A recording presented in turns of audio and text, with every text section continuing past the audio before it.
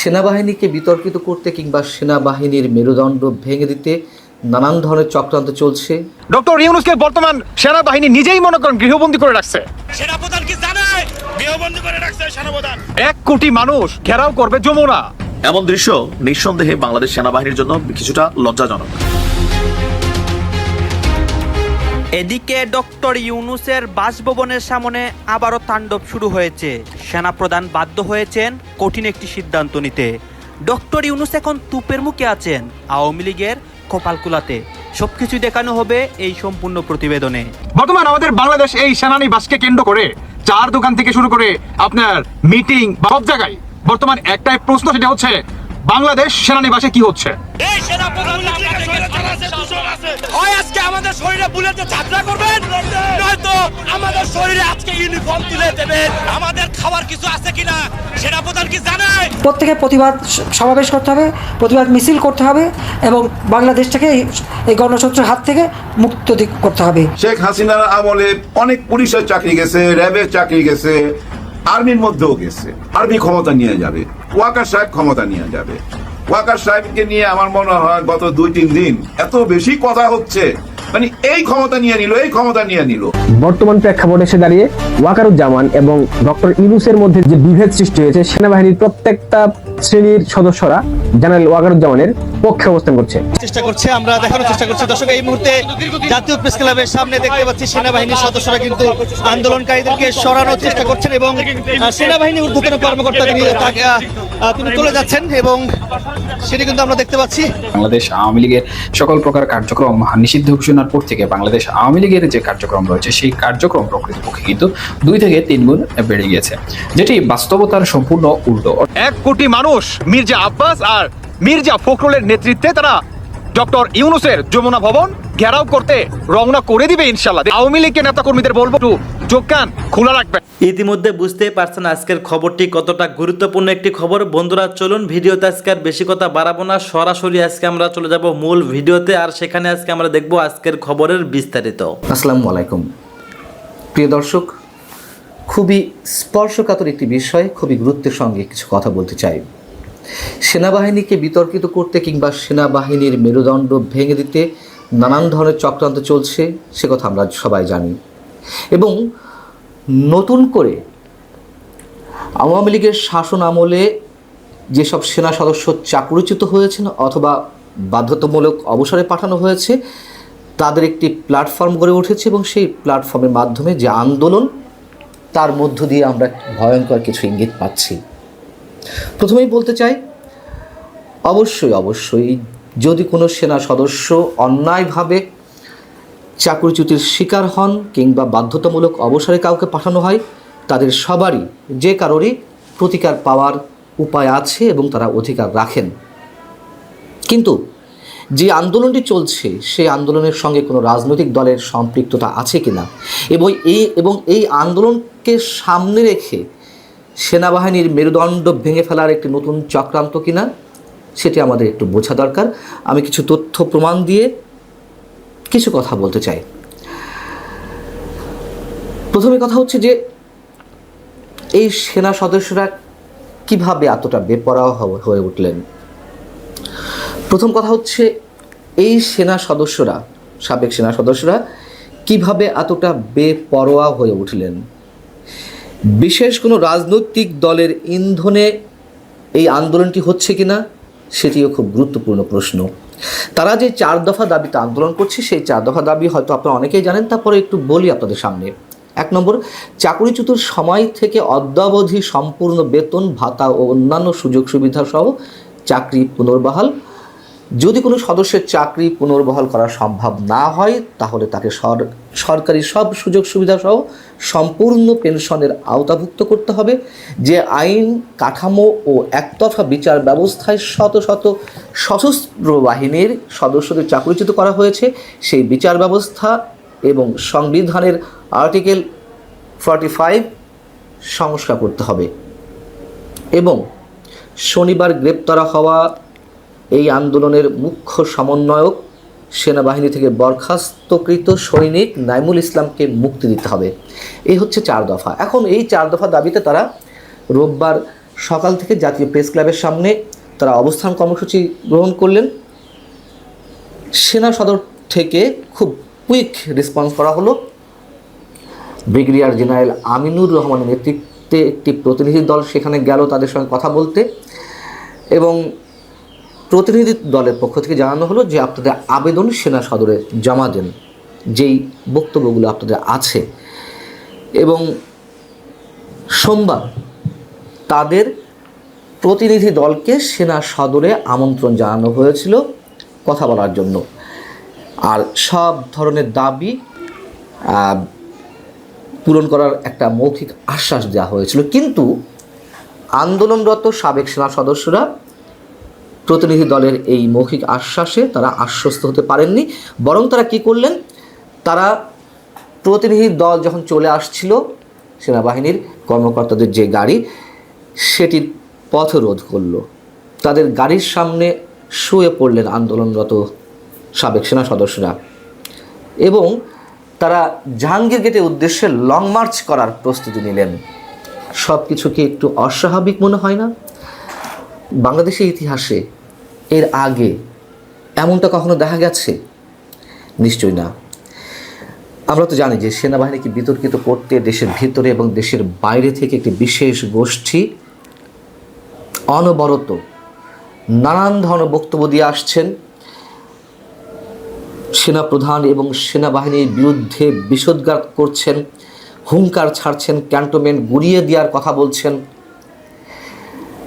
এবং যারা সেনাপ্রধান, সেনাবাহিনী, ক্যান্টনমেন্ট এই শব্দগুলো বানানো ঠিক মতো করতে পারেন না, ভুইফোর অনেক সংগঠনের কথিত নেতারা তারা হুঙ্কার ছাড়ছেন ক্যান্টনমেন্ট গুড়িয়ে দেওয়ার জন্য। আমরা তো কিছুটা বুঝি, সেটুকু সক্ষমতা তো আমাদের আছে যে এই গোষ্ঠীটি কি চায়। সেনা সদস্যদের চাকরির ক্ষেত্রে বা তাদের যে সার্ভিস রুল অত্যন্ত কঠোর আমরা জানি।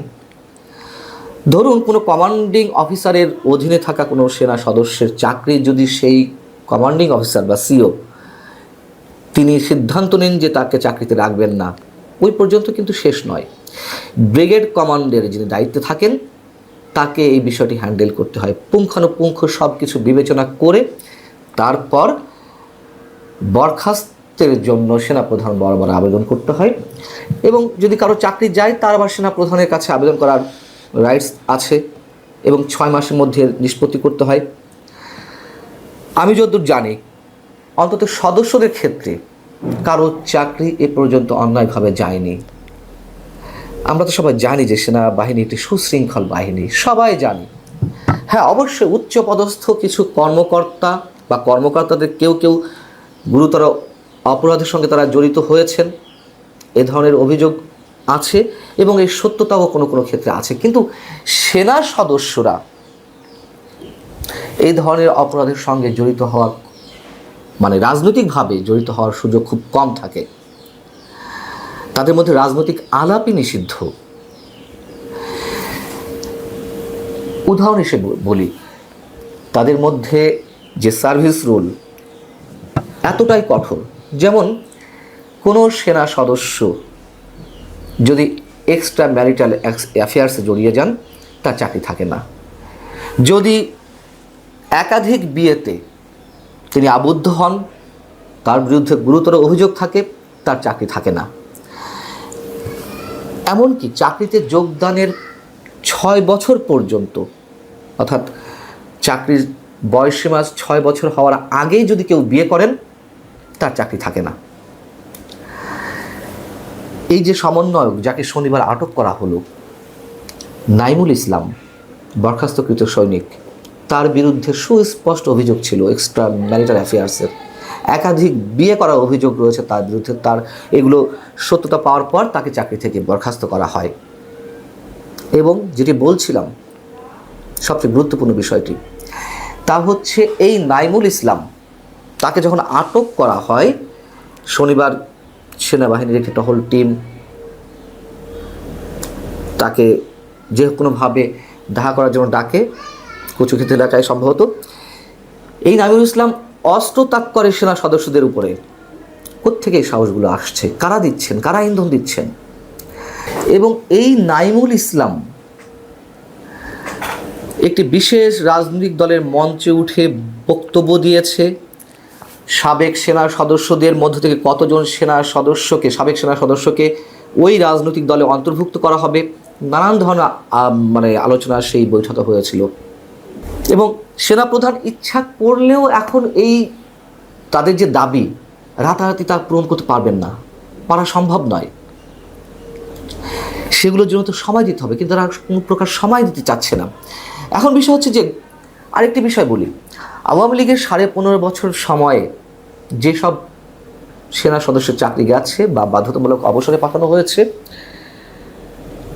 সেই সময়কালে যারা সেনা প্রধান হিসেবে ছিলেন, 1-2 তো ছিলেন না, ন্যূনতম 6 জন সেনা প্রধান এর মধ্যে কাজ করেছেন। আমি যদি নামগুলো বলি, আওয়ামী লীগ 2009 সালে ক্ষমতা আসার পরে general Abdul Mubin, general Iqbal Karim Bhuiyan, general Abu Bilal Mohammad Shafiul Haque, general SM Shafiuddin Ahmed, general MA Aziz এবং সবশেষ বর্তমানে যিনি রয়েছেন জেনারেল ওয়াকারুজ্জামান। কথা হচ্ছে যে এই 15.5 বছরে যাদের চাকরি গেছে বা বাধ্যতামূলক অবসরে পাঠানো হয়েছে, যদি অন্যায়ভাবে এগুলো করা হয়ে থাকে, তাহলে তো সব সেনা প্রধানই বিতর্কিত হয়ে উঠল। নেতৃত্ব নিয়ে প্রশ্ন ওঠে তাদের। যে ইকবাল করিম ভূঁইয়া বৈষম্য বিরোধী ছাত্র আন্দোলনের সঙ্গে একাত্মতা প্রকাশ করেছিলেন, তিনিও তো এই সময়কালীন তার চাকরি ছিল, তাহলে তো তার নেতৃত্ব নিয়েও প্রশ্ন ওঠে। স্পষ্টভাবে আরও একটি জিনিস জানিয়ে রাখি, তা হচ্ছে এই সেনা সদস্যদের সঙ্গে সাবেক সামরিক কর্মকর্তাদেরও একটি যোগসাজশ রয়েছে।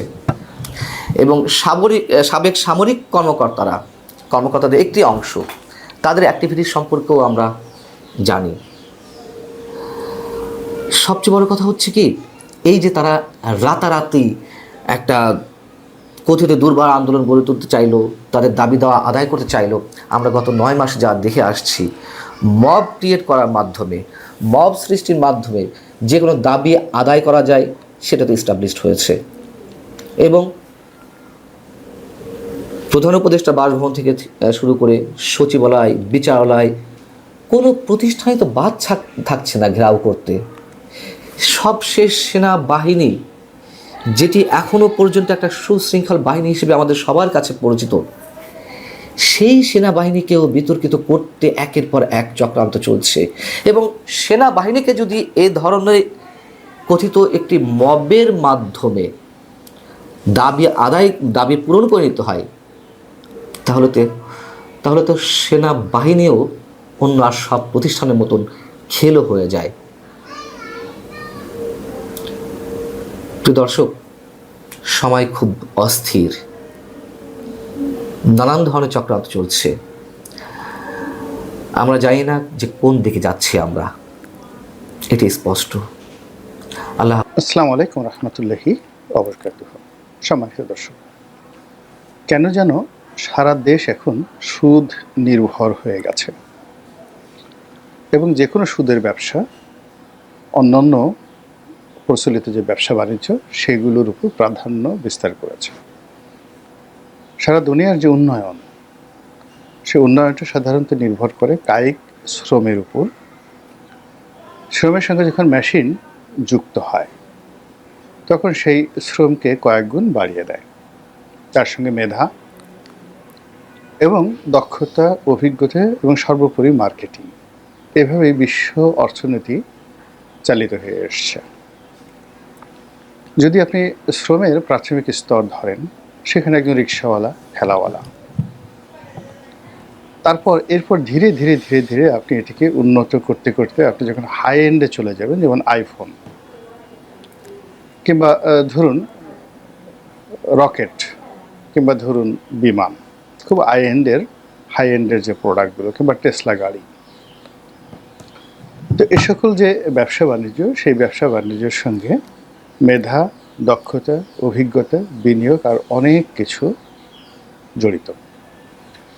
এবং স্বাধীনতা বলতে যা বোঝায়, সার্বভৌমত্ব বলতে যা বোঝায়, সব কিছু নির্ভর করে যে একটা জাতি তার প্রযুক্তি, তার শিক্ষা দীক্ষা, মেধা এটিকে কি করে অর্থনীতিতে সে ব্যবহার করতে পারে, এবং যে জাতি এই কাজটি যত সুন্দরভাবে ইতিহাসের যে সময় করতে পেরেছে তারাই তত সফল হয়েছে।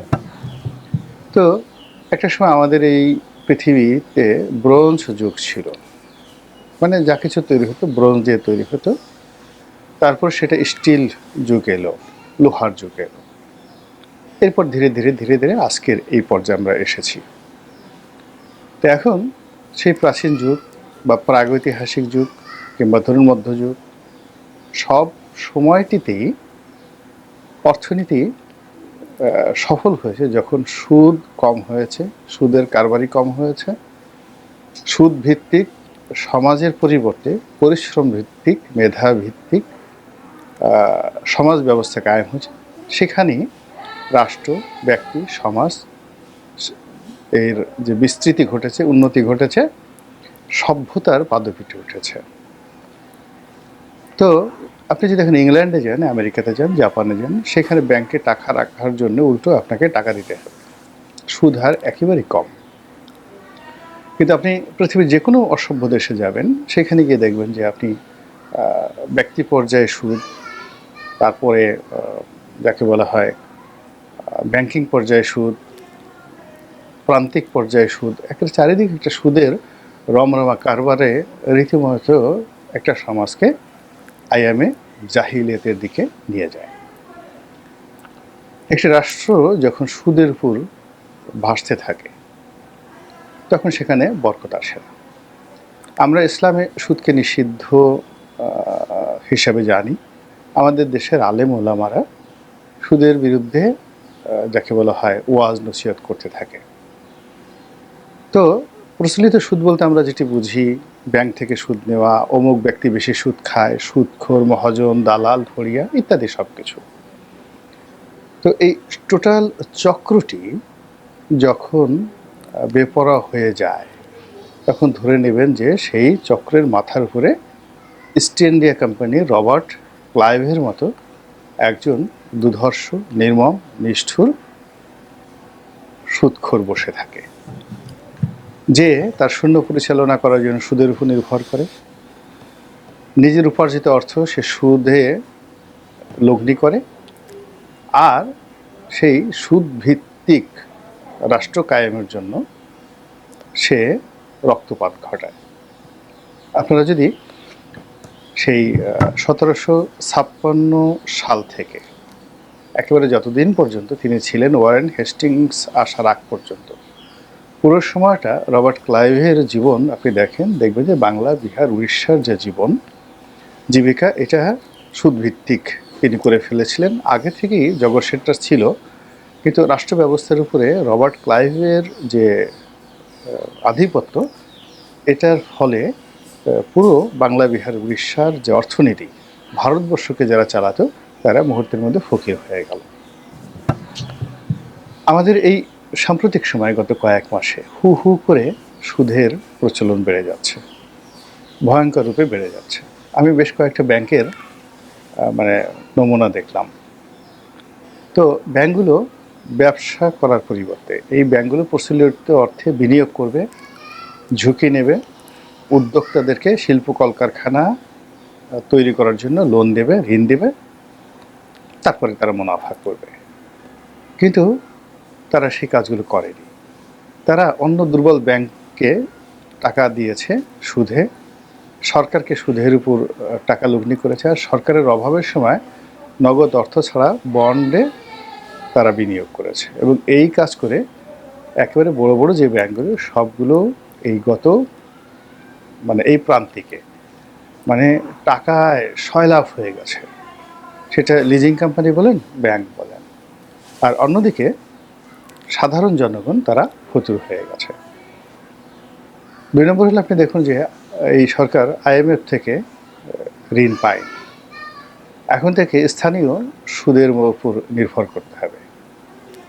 তাকে স্থানীয় ব্যাংক থেকে ঋণ নিতে হবে, অথবা চড়া সুদে, যদি ডলারের ক্রাইসিস হয় তাহলে বিদেশ থেকে ঋণ নিতে হবে, আর যদি স্থানীয়ভাবে তাদেরকে ঋণ করতে হয় তাহলে বিভিন্ন ব্যাংক থেকে আরও চড়া সুদে ঋণ করতে হবে। এবং ব্যাংকগুলো যখন সরকারকে ঋণ দেওয়ার মতো একটা সুযোগ পাবে তখন তারা আর ব্যক্তি খাতে ঋণ দেবে না, কর্মসংস্থান, বিনিয়োগ সব কিছু মুখ থুবড়ে পড়ে আছে। এটা আমাদেরকে রীতিমতো দুর্ভিক্ষের দিকে নিয়ে যাবে। এবং এই দুর্ভিক্ষ কেন নেবে সুদভিত্তিক একটি সমাজ, তার অনেক ঐতিহাসিক উদাহরণ রয়েছে। 1757 সাল থেকে 1770 সন পর্যন্ত ক বছর হয়?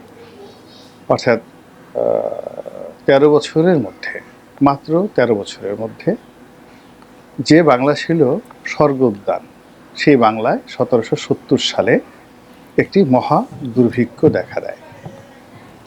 এবং সেই দুর্ভিক্ষে ওই জমানাতে 30 লাখ লোক মারা যায়। আবার বলছি, 1770 সালে যে দুর্ভিক্ষ হয় এই বাংলা, বিহার, উড়িষ্যাতে 30 লক্ষ লোক মারা যায়। বলা হয় প্রতি 5 জন লোকের মধ্যে একজন লোক মারা গিয়েছে। অর্থাৎ 1.5 কোটি মানুষ ছিল বাংলা, বিহার, উড়িষ্যাতে, সেখানে 30 লাখ লোক মারা যায়। সুদের যে কুফল, প্রাথমিক কুফল হলো এই দুর্ভিক্ষ। আমাদের দেশে যে কয়বারই দুর্ভিক্ষ হয়েছে, প্রায় তার আগে 7-8 বছর এইভাবে সুদের তাণ্ডব চলেছে। আজ ঢাকা শহরে যে সুদ ব্যবস্থা গড়ে তুলেছে বা সুদের যে বিধি ব্যবস্থা গড়ে উঠেছে, এটা জেলাতে গিয়ে দেখেন, উপজেলাতে গিয়ে দেখেন কি পরিমাণ স্থানীয় সুদী মহাজন, রবার্ট ক্লাইভ বা ইস্ট ইন্ডিয়া কোম্পানির মতো লোক দাঁড়িয়ে গেছে। অনেক মহিলা, অনেক পুরুষ, তারা কোনো কাজকর্ম বাদ দিয়ে কেবলমাত্র সারাদিন সুদ দিয়ে বেড়ায়। এবং এটা অত্যন্ত চড়া মূল্যে, মানে তারা এমনও অনেক লোক রয়েছে, প্রতিদিন বিভিন্ন দোকানে তারা ধরুন 10,000, 20,000, 30,000 টাকা প্রান্তিক পর্যায়ে দিয়েছে, তারা দৈনিক ভিত্তিতে সুদ কালেকশন করেন। অনেকে সাপ্তাহিক ভিত্তিতে সুদ কালেকশন করেন। এবং সুদের এই ব্যবসাটি আর তাদের কাছে কোনো লজ্জাকর বিষয় নয়। গ্রামে গঞ্জে, হাট বাজারে, আমার এই ভিডিও যারা দেখছেন তারা এই গত 7-8 মাসে খোঁজ নিয়ে দেখেন যে গ্রামের প্রান্তিক যে লেভেল যেটা রয়েছে, সেখানে সুদের ব্যবসা কোন পর্যায়ে পৌঁছে গেছে। আমাদের দেশের এই যে সুদের প্রচলিত অবস্থার কারণে হুজুররা আগে সুদের ওয়াজ করতেন, সেই ওয়াজও বন্ধ হয়ে গেছে। এখন আর কেউ সুদ নিয়ে কেউ ওয়াজ করে না। ফলে কি হলো, পুরো সমাজের যে কাঠামো গড়ে উঠেছিল গত 30 বছরে, সেটা ধপাস করে এই গত 1 বছরে একেবারে মুখ থুবড়ে পড়ে গেছে।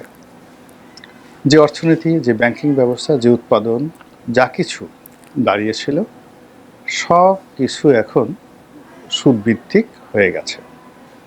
মানুষ মহাজনের কাছে বন্ধক রাখছে, জায়গা, জমি, সম্পত্তি থেকে শুরু করে আরও অনেক কিছু। এবং কেবলমাত্র টাকার জন্য একটা পুরুষ এখন দেহ বিক্রি করছে। আপনারা গুলশান বনানীতে যে ঘটনাগত কিছুদিন যাবৎ শুনে আসছেন যে গুলশানের অনেক ধনাঢ্য মহিলা সন্ধ্যার পরে বা দিনে বের হয়ে যুবক খুঁজতে থাকেন। এবং সেই লোভে পড়ে অনেক বেকার যুবক যারা ম্যাচে থাকতেন, দেখতে সুন্দর, তারা এই দেহ বিক্রি করার জন্য অভিজাত এলাকাগুলোতে ঘুরে বেড়ানো শুরু করেছে আপনার আমার চোখের অজান্তে। বেশ্যাবৃত্তি যেভাবে ঘৃণিত, সেটা পুরুষ বেশ্যা হোক, নারী বেশ্যা হোক, সব জায়গায় ঘৃণিত।